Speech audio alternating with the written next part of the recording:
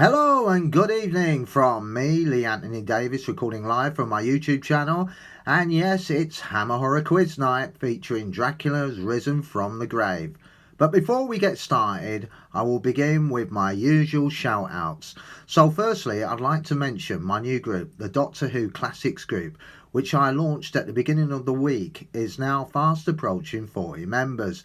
And this group's main reason for being is for me to put as many episodes as I can on the group for you to enjoy. So let's hope I can really make this group work, because I'm sure everyone loves those full episodes. And also I'm using it also for promotions as well, so other people's groups will be promoted on there as well, so it just won't be just for one thing. So congratulations and thank you very much for everyone that has joined that group, and hopefully we'll get some real good stuff on there. As well as that, also tomorrow I will be doing my first audio show on Podbean. A lot of people are familiar with that. That's where you do audio shows, whether it's Doctor Who or science fiction or whatever. And I'll be doing it every Saturday at 9 o'clock in the evening. That is, not in the morning. Every Saturday 9 o'clock in the evening, and I'll start off with the very first episode of The Faceless Ones, and I hope that goes well for me, because if it doesn't I won't be doing any more. No, I'm sure it'll be all right. And also I'd like to wish my mate Neil Heidemann, a name you know so well as well on YouTube and Facebook and Twitter, who will be appearing on Blue Bonnet's show tomorrow, or should I say later on this afternoon, as one of her guest panelists. So that should be interesting. So I'll look forward to the show, and I certainly will be tuning in. And also I'd like to thank Noel Glynn and his friends for helping me out with my YouTube link, because to be honest with you, I've had a bit of trouble with the loading of the link, so people can find my channel, and it happens. I believe that sometimes it doesn't synchronize or whatever. There's some problem with it, and thankfully, thanks to Noel and his friends, they've sort of sorted it out for me, so a lot of people can find it now. So anyway, once again, a big thank you to Noel and the gang down there at the TARDIS Zone. Thank you very much. Right, let's get straight into it for tonight's Hammer Horror Quiz, featuring Dracula Has Risen from the Grave. Remember, you will need a pen and paper, because I will be giving the answers out as well when I read the questions out again. That's the second time round. Also, as you know, just for a bit of fun, give yourself a point for every one you get right, and of course give yourself a minus point for every one you get wrong. I trust you to be fair and proportionate with the way you think on how well you're doing on this one. So, but you're only cheating yourself if you think you've got 20 out of 20 on this one. So, this is just basically a bit of fun. So, you know the game. Anyway, so enough of that. So if you hurry up and get a pen and paper, and so while you nip out of the room to do that, you guessed it, it's time for a musical interlude. Yes, I'm going to sing. After all, it's the Hammer Horror Quiz. So let's the cringe begin. When the day is dawning on a Texas Sunday morning, how I long to be there with Marie, who's waiting for me there. Every lonely city where I hang my hat ain't as half as pretty as where my baby's at. Is this the way to Amarillo? Every night I've been hugging my pillow. dreaming dreams of Amarillo. And sweet Marie waits for me. Show me the way to Amarillo. I've been weeping like a willow, crying over Amarillo. And sweet Marie who waits for me. Sha la la la la la la la la la la la. La la la la la la la la. La la la la la la la la. Memory waits for me. There's a church bell ringing. Here's the sound of joy that it's singing for the sweet Maria. And the guy who's coming to see her. Just beyond the highway, lies an open plain. And it keeps me going through the wind and rain. Is this the way to Amarillo? Every night I've been hugging my pillow, dreaming dreams of Amarillo. My sweet Marie who waits for me. All together now. Right, it's safe to return to the room, but you won't be safe for long as we prepare for the Hammer Horror Quiz, which tonight features Dracula has risen from the grave. So let's begin with question 1. Here we go. Right, question 1. We start off with a nice easy one for you. Just to mention, I'll be reading out these questions first, and then when I do the questions again, they'll come with the answers. Okay, ready? Let's play. Right, what year was this film released? That is, Dracula's Risen from the Grave. What year was this film released? Was it A, 1967? Was it B, 1968? Or was it C, 1969? Right, question 2. Here we go. Who was the producer of the film? I repeat, who was the producer of the film? Was it A, Terence Fisher? Was it B, Anthony Nelson Keys? Or was it C, Ada Young? Right, moving on to question 3. Who created the character Dracula? I repeat, who created the character Dracula? Was it A, Mary Shelley? Was it B, Bram Stoker? Or was it C, Enid Blyton? Yeah, I thought that would tickle you. Yeah. Right, question 4. Which actor in this film who was a regular in the hit comedy Allo Allo? In other words, he appeared in this film, but he went on to be sort of famous in Allo Allo, in the comedy in the 80s, which was my favourite as well, by the way. The choice is A, Gordon Kaye. Was it B, Richard Marner? Or was it C, J.D. Collins? Right, moving on to question 5. In this film, the heroine, played by Veronica Carlson, also appeared in another Hammer horror film. What was the name of that film? I'll repeat that again. In this film, the heroine, played by Veronica Carlson, also appeared in another Hammer horror film. What was the name of that film? Was it A, Taste the Blood of Dracula? Was it B, The Horror of Frankenstein? Or was it C, Vampire Circus? Right. Question 6. Here we go. What year was the story set? In other words, when was the story actually started? You know, from when Dracula sort of in the last film, I think it was Dracula Prince of Darkness, when he sort of died, and then basically they started off again a year later, which was about well, I'm not going to tell you the year, obviously, but that's basically the gist of it.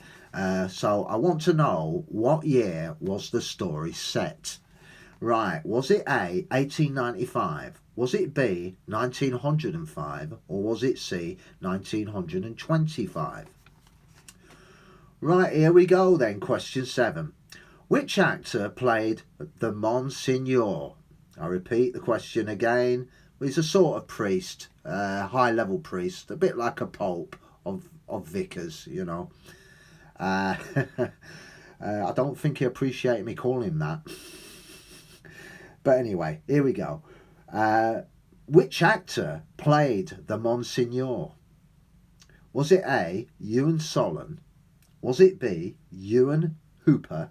Or was it C, Rupert Davis? Right, moving on to question 8. How was Dracula revived so he could live again? I'll repeat the question again. How was Dracula revived so he could live again? Was it A, his disciples performed a ceremony to bring him back to life? Was it B, sorry, I lost myself there for a minute. He was brought back to life by a priest who stumbled and hit his head on a rock where his blood dripped onto the ice where Dracula was entombed. Are you following me so far? I'll repeat that one again in a minute.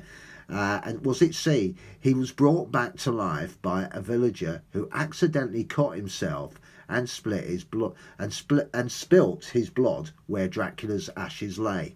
I'll repeat that again because it's quite a sort of convoluted sort of words there. So and the sentences are quite long. So I'll read that again. So remember, this is question 8. How was Dracula revived so he could live again? Was it A, his disciples performed a ceremony to bring him back to life? Was it B, he was brought back to life by a priest who stumbled and hit his head on a rock where his blood dripped onto the ice where Dracula was entombed? Or was it C, he was brought back to life by a villager who accidentally cut himself and spilt his blood where Dracula's ashes lay? Follow me so far? Right, okay, let's move on to question 9. I hope you got that lot. Right, why couldn't Dracula enter his castle? I repeat, why couldn't Dracula enter his castle? Was it A, the castle had been burnt down by the villagers? Was it B, the castle was surrounded by water? Or was it C, the Monsignor had placed a crucifix across the doors? Right, question 10. We're halfway there now. Why were the villagers still frightened of Dracula even though he was supposedly dead? You know, supposedly dead, had been dead for a long time. I'll repeat that question again. So I think I didn't say it correctly, so I want to say it correctly so you understand it. Question 10 again. Why were the villagers still frightened of Dracula even though he was supposedly dead, or to be dead, supposedly dead? And why were they frightened of him when he's not around anymore? Was it one of these 3 answers? One of these 3 answers is the correct one. Was it A, the shadow of the castle still engulfed the village? Was it B, because his disciples had threatened bloody revenge on them? Or was it C, they had ransacked Dracula's castle and was scared one day he might return? Right, so shall we move on to the next question? Question 11. Where was the Monsignor from? In other words, when he had sort of done what he did in that village, he returned back to his own place, his own city, or wherever it is. So basically, where was the Monsignor from? Was it A, Karlstadt? Was it B, Keinenberg? Or was it C, Croydon? I think you've spotted the flaw in that one, haven't you? Okay, question 12. This is a 2-part question. I love throwing these ones in, so bear with me. Question 12A. What is the name of the sister-in-law that the Monsignor stayed with? I repeat again. What was the name of the sister-in-law the Monsignor stayed with or lived with when he returned? Was it A, Anne Boleyn? Was it B, Frau Muller? Or was it C, Anna Muller? Right, now to the second part of this question, of question 12. Who was the actress that played her? I bet you didn't see that one coming. Who was the actress that played her? It's one of these three choices. Is it A, Barbara Ewing? Is it B, Frida Jackson? Or is it C, not free. C, Marion Maffei. Okay then, unlucky for some, coming up, question 13. What was the name of Maria's boyfriend? I repeat question 13 again. What was the name of Maria's boyfriend? Was it A, Max? Was it B, Paul? Or was it C, Sid? I've never, it's a common name, isn't it? Sid, Sid James and all that. So it's not out of place, is it? It could be Sid. You never know. Okay, we'll move on quickly and swiftly to question 14. What enraged the Monsignor about Maria's boyfriend? I repeat, what enraged the Monsignor about Maria's boyfriend? In other words, what, can I say this? Pissed him off. Was it A, he was a Protestant? Was it B, he told blue jokes? Or was it C, he was an atheist? Right, moving on to question 14. Question 15. That was question 14. Getting behind myself or in front of myself, who knows? Can't tell the difference these days. Right, question 15. Which person did Dracula make his slave and obedient servant to do his bidding? I repeat that question again. Which person did Dracula make a slave and obedient servant to do his bidding? In other words, who did he hypnotise into doing his nasty work? Was it A, the priest? Was it B, Maria? Or was it C, Xena? Right, question 16. Who bludgeoned the Monsignor to the ground? I repeat, question 16. Who bludgeoned the Monsignor to the ground?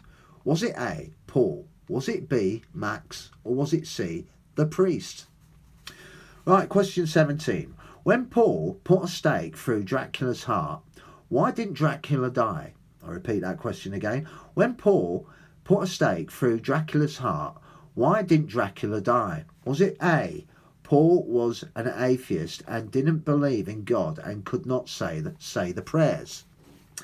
Or was it B, the priest removed the stake who was still under Dracula's control? Or was it C, Dracula was the undead and could not be killed anyway? So they're the choices as we move on to question 18. What prevented Dracula from making Maria a vampire when returned to her for a second time?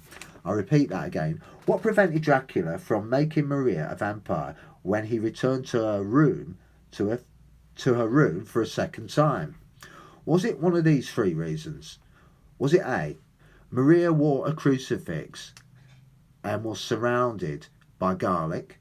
Was it B, the interruption by the Monsignor, that is, he walked into a room at the time Dracula was there, and so Dracula sort of fled? Or was it C, Dracula caught sight of Simon Cowell on TV and fled in terror? Wouldn't you fled in terror if you saw him on TV? Godfather, he gets everywhere, doesn't he? Yeah, I was thinking of using him as a crucifix, actually. Right, question 19. What was another reason Dracula needed Maria as well as make her his bride? I repeat that question again. What was another reason Dracula needed Maria as well as make her his bride? Was it A, to take revenge on the Monsignor? Was it B, to remove the cross from the castle doors? Or was it C, to make his dinner as the cook had been dismissed? Or shall I say, sucked to death? No, basically, it's one of those three. But I think you know the answer to that one. Question 20. How was Dracula repeated in... repeated. Look like me. I'm repeating myself. I'll repeat that. I'll come to that question again. Question 20. How was Dracula defeated in the end? Defeated. Sorry, not repeated. Defeated. How was Dracula defeated in the end? Was it A, Dracula was impaled on the crucifix? Was it B, Dracula was impaled on the crucifix and the priest recited the prayers which basically killed Dracula? Or was it C, Dracula fell onto a stake that was in a pit dug out by Paul, who covered over with branches to conceal the trap? Right, after getting through that, and you need a drink. I can see it coming. Right, we're now moving on to the second part of this quiz, which means that I'll be reading the questions out with the answers. But until then, I'm going to take a sip of water. Lovely. And then I'm going to have a quick drag on my fag, if you don't mind.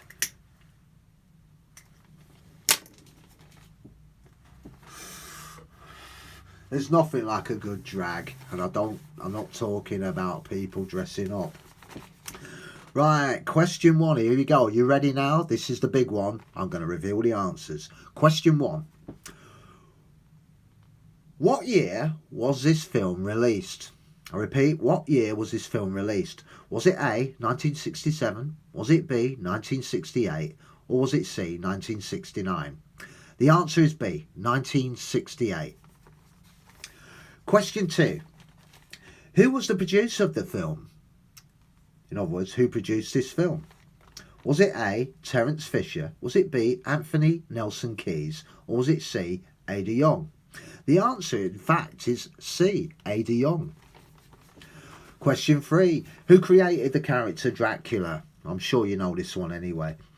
Was it A, Mary Shelley? Was it B, Bram Stoker? Was it C, Enid Blyton? Obviously the answer is B, Bram Stoker. I mean, obviously you knew that Enid Blyton did the famous 5. Yeah, I thought you would suss out which one out of those 3 was the answer. I just put that in there just for a laugh, because I knew if you follow horror, you know who Bram Stoker is anyway. Right, anyway, question 4. Which actor in this film who was a regular, remember this, who was a regular in the comedy Hello Hello in the 1980s? Was it A, Gordon Kaye? Was it B, Richard Marner? Or was it C, J.D. Collins? The answer is C, J.D. Collins. J.D. Collins actually played, remember him? Fairfax, with a dodgy accent and moustache, you know, one of the airmen who used to go, oh, hello now, hello, you know, and all that, you know, dodgy accents and dodgy moustaches. Really, sort of made a sort of farce of it, but it was funny. I loved it. It was great. Unfortunately, the programme lasted longer than the Second World Bloody War, you know. So I think the time of it was correct to get, you know, to come off the air. But it was brilliant. It had its good 10. I think it was 10 years, 84 to 92. It lasted, but it was fantastic. I loved every moment of it. Don't kid yourself. Yeah. So J.D. Collins, talking about J.D. Collins, he was in a lot of bit parts, you know. He'd been in stuff like Some of Us Do Have 'Em, and he's been in films. He was in this one as well, but he didn't have a big part to play. He played the student, you know, where he plays a trick on Paul where he's going round with the beer, you know, that where you put it on your nose or something like a stick, and then you put the beer at the top of it, full of beer obviously, and then you go round like this. I have no reason why they're doing that, but that's what they were doing, and that was him. He was the student. So anyway, that answers that damn question, as if you care, you know. Right, here we go. We're moving on to question 5. In this film, the heroine, played by Veronica Carlson, also appeared in another Hammer horror film. What was the name of that film?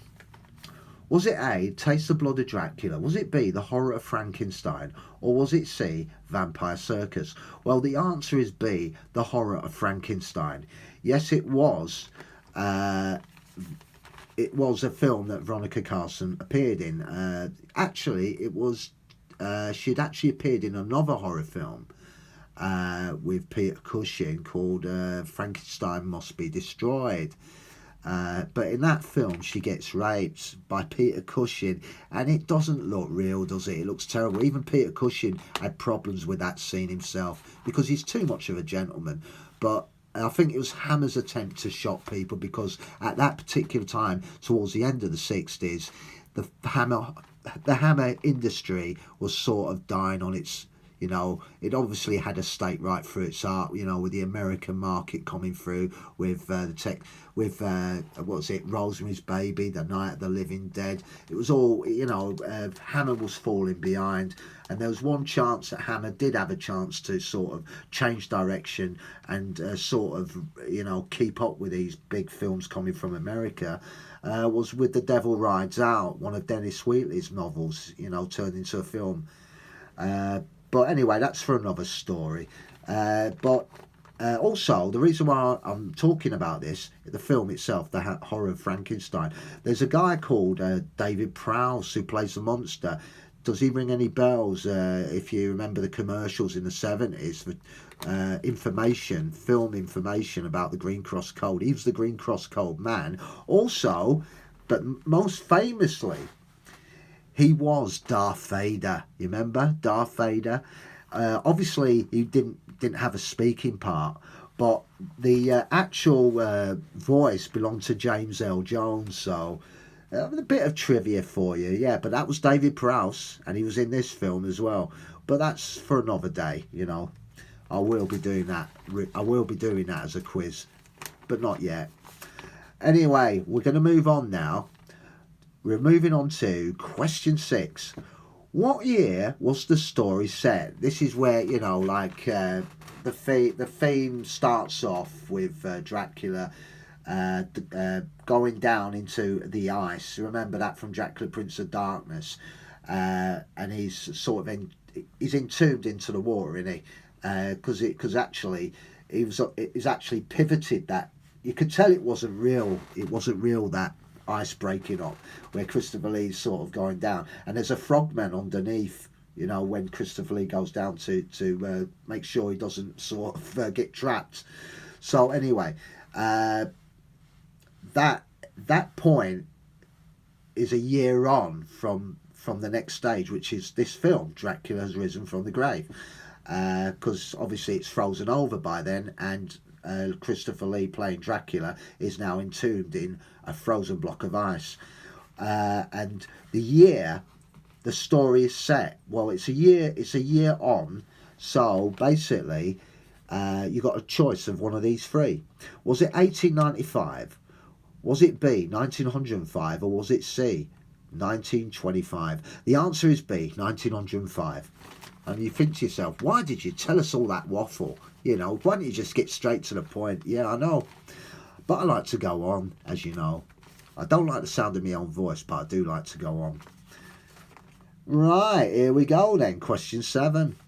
Which actor played the Monsignor? Was it A, Ewan Solomon? Was it B, Ewan Hooper? Or was it C, Rupert Davis? The answer is C, Rupert Davis. Rupert Davis is actually famous for another role before this. He was actually Maigret. You remember that French detective? This was Rowan Atkinson does it now. I think he still does it in the modern sort of era. But in the 60s, Rupert Davis was famous for this, and Ewan Solomon, who I just mentioned, was his sidekick. Anyway, enough about that. Question 8. How was Dracula revived so he could live again? Was it A, his disciples performed a ceremony to bring him back to life? Was it B, he was brought back to life by a priest who stumbled and hit his head on a rock where his blood dripped onto the ice where Dracula was entombed, what I was talking about earlier? Or C, he was brought back to life by the villager who accidentally cut himself and spilt his blood where Dracula's ashes lay? The answer is obviously B. It was the bit where I'll read the question. I read the answer out. He was brought back to life by a priest who played by Ewan Hooper, who fell and slipped. So the answer is B. He actually fell. He was trying to get away. He didn't want to have nothing to do with trying to get rid of Dracula's, do the exorcism over Dracula's castle with the Monsignor. So he stayed behind, and then he decided to flee.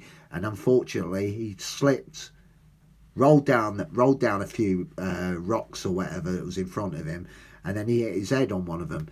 And then, would you believe it? What a coincidence! He falls to the ground. His head has got blood on it, and who happens to be underneath him? Yes, you guessed it, a frozen Dracula. As the blood's pouring into the ice, goes into his mouth, and bang, he's alive again. How ironic! Hammer knows how to fit those plots in, don't they? Anyway, so the answer was B. He was brought back to life by a priest who stumbled and hit his head on a rock, where his blood dripped onto the ice where Dracula was entombed. Right, let's swiftly move on. Question 9. Why couldn't Dracula enter his castle? Was it A, the castle had been burnt down to the ground by the villagers, the castle was surrounded by water, or was it C, the Monsignor had placed a crucifix across the doors? Well, the clue was in what I was talking about just a second ago. Remember, the Monsignor went up the big went up the mountain while he left the priest behind, and did the exorcism on Dracula's castle with this big massive crucifix, and then he slid it across the front of the doors and left it there so Dracula couldn't return to it. So the answer is the Monsignor had placed the crucifix across the doors. Right, we're nearly halfway through. Question 10. Why were the villagers still frightened of Dracula even though he was supposedly been dead for about a year? Was it A, the shadow of the castle still engulfed the village? Was it B, because his disciples had threatened bloody revenge on them? Or was it C, they had ransacked Dracula's castle and was scared one day he might return? Well, the answer is obviously the A, the shadow of the castle still engulfed the village. Because if you remember watching the beginning of the film, the actual shadow touched the church where they all used to congregate, and unfortunately when the deaf mute, who's the altar boy, went up the stairs and he got blood spilt onto him, he looked at the bell. The bell came down, and this beautiful female, but sadly bloodless, was a right mess on her neck, had been a victim of Dracula, or a bat. I'd say it was a bat, because Dracula was dead over a year ago, so it must have been a bat ready to feed Dracula. But obviously Ewan Hooper fed him before the bat did, so never mind. But yeah, that's basically, it was the shadow that touched the village, so that's why they were scared. Anyway, moving on to question 11. Where was the Monsignor from? In other words, before he went to the village, where did he come from before he went back there after doing the exorcism? Was it Karlstadt? Was it Kinenberg? Or was it C, Croydon? Well, it wouldn't be Croydon, would it? Because that's what you associate well, Croydon is actually, I used to live in Croydon. It's okay, but you know, it's a little bit rough. You know, you don't leave your cars open because your door open, otherwise somebody would carjack it. You know, but Croydon, it's a nice place now. It's probably improved since I last there. I mean, it was about 20 years ago since I was last living there. So anyway, Croydon, it's not far from Peckham, where the Trotters live. Anyway, enough of that. Now the answer is B, Kinenberg. Now, please, Croydon people, forgive me. I didn't mean that. It's a lovely place to live in London. South London, by the way. So the answer to that question was Kinenberg. Right, question 12. This is a two-part question. Here's the first part of it. What is the name of the sister-in-law that the Monsignor lived with? What was the name of the sister-in-law that the Monsignor lived with? Was it A, Anne Boleyn? Was it B, Frau Muller? Was it C, Anna Muller? The answer is Anna Muller. So give yourself 2 points for that because it's a double point question. And here we go again with the second part. What was the actress's name who played Anna Muller? Was it A, Barbara Ewing? Was it B, Frida Jackson? Or was it C, Marion Maffei? The answer is C, Marion Maffei. Right, moving on to question 13. What was the name of Maria's boyfriend? I repeat that question again. What was the name of Maria's boyfriend? Was it A, Max? Was it B, Paul? Or was it C, Sid? Sid. God blimey, where do I think him up? The answer's obviously Paul. Yeah, because Sid sounds a little bit out of place, don't it? You know, Sid saves the day. No, because Hammer were very particular on the names they chose for the characters, you know, because it's for the audiences, by the way. I mean, imagine your girlfriend's called Ethel. Nothing wrong with Ethel, but it didn't suit the image of the films, you know, so... But there again, we've had some funny names, actors that have managed to do it, you know. So I suppose in a way it does work, but it certainly wasn't Sid. Right, okay, moving on to that sort of uninteresting point. Question 14. What enraged sorry again, my mouth's a little bit dry. Give me a second, I'm just going to drink some water again. Lovely, lovely. Right, question 14. What enraged the Monsignor about Maria's boyfriend? I repeat that again. What enraged the Monsignor about Maria's boyfriend? Was it A, he was a Protestant? Was it B, he told blue jokes? Or was it C, he was an atheist? The answer is C, he was an atheist. He says he didn't go to church, and that enraged the Monsignor, who sort of said, get out of my house. You come in my house, drink my drink, have your dirty way with my lovely niece, and you come into my house saying that you're an atheist, you know. You remember the scene, don't you? Anyway, that was the reason why he was enraged when he told him he was an atheist. He doesn't believe in God. We've all got to believe in something though, you know. Even if it isn't God, it's something else. We all believe in something.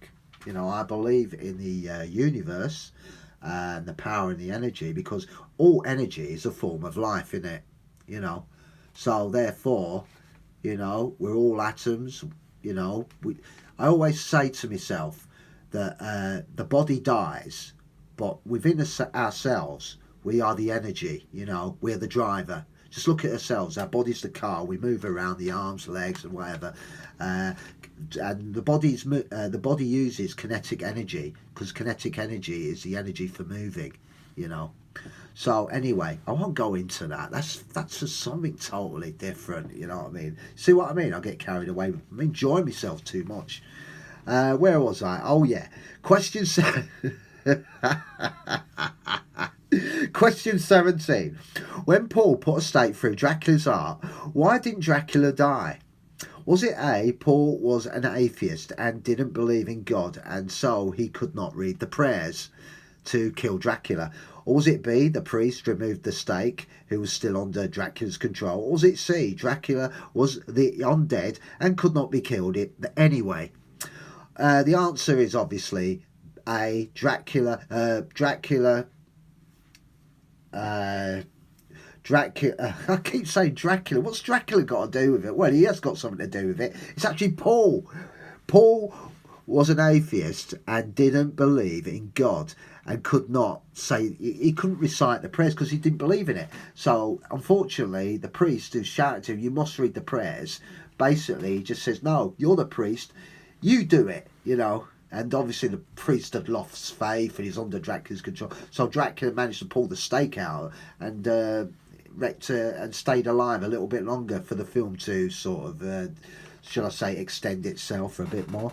But yeah, that was the reason why Dracula lived, because Paul was an atheist and and it's a great combination. You got an atheist and a non-believer have lost his reason to be a priest. So no wonder Dracula got out of that one. So anyway, the answer was Paul, who was an atheist and didn't believe in God, so he could not read the prayers.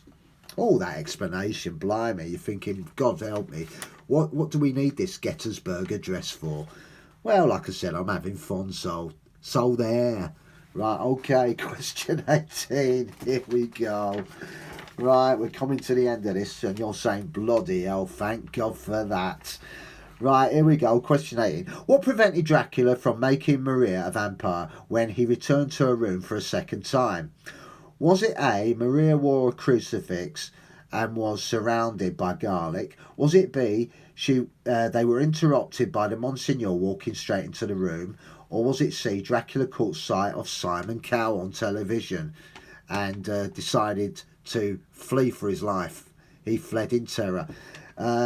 Well, it's quite feasible that, actually. If you saw Simon Cowell, wouldn't you sort of turn around quickly and get out of the room? Anyway, never mind. No, the answer really is Maria. It was basically the interruption by the Monsignor walking into the room. So it's B, the interruption by the Monsignor walking into the room when Dracula's about to bite Veronica Carlson's neck, the actress playing Maria. Okay then, we're coming down to the final two. Question 19. What was another reason Dracula needed Maria as well as make her his bride? Was it A, to take revenge on the Monsignor? Was it B, to remove the cross from his castle doors? Or was it C, to make his dinner as the cook had been dismissed? Well, more like sucked dry. No, I'd say the answer. The answer is to remove the cross from the castle doors where the Monsignor had placed. Right, so moving on quickly. Here we go. The final question to end this Hammer Horror quiz. How was Dracula defeated in the end? How was Dracula defeated in the end? Was it A, Dracula was impaled on the crucifix? Was it B, Dracula was impaled on the crucifix and the priest recited the prayers which killed him? Or was it C, Dracula fell onto a stake that was in a pit dug out by Paul, who covered over with branches to conceal the trap? Well, the answer is B, Dracula was impaled on the crucifix when Paul pushed him over the edge, and he landed straight onto it, so he got impaled. But that wasn't enough to finish Dracula off, by the way. So to finish him off, you needed to recite the prayers. Somebody had to read the prayers, which is the priest. Eventually, he won faith again, and he read the prayers. But he died. But he made sure Dracula died as well. So he did a good thing in the end, the old priest. So it is answer. The answer is B. Dracula was impaled on the crucifix, and the priest recited the prayers, which obviously killed Dracula. Right, that's that. I bet you're thinking, what the bloody hell was that? Right, okay, right, that's it from the quiz. I hope you liked it, or not. Maybe the case be, did you get your teeth into it, or did you feel a sense of cringe creeping up your spine? Anyway, there will be another quiz at the same time tomorrow night with the Doctor Who quiz featuring another historical episode called The Reign of Terror. So I look forward to seeing you then. Until then, it's good night from me, your host, with not the most, Lee Anthony Davis, and I will see you tomorrow night. And don't let the bed bugs bite. Bye for now.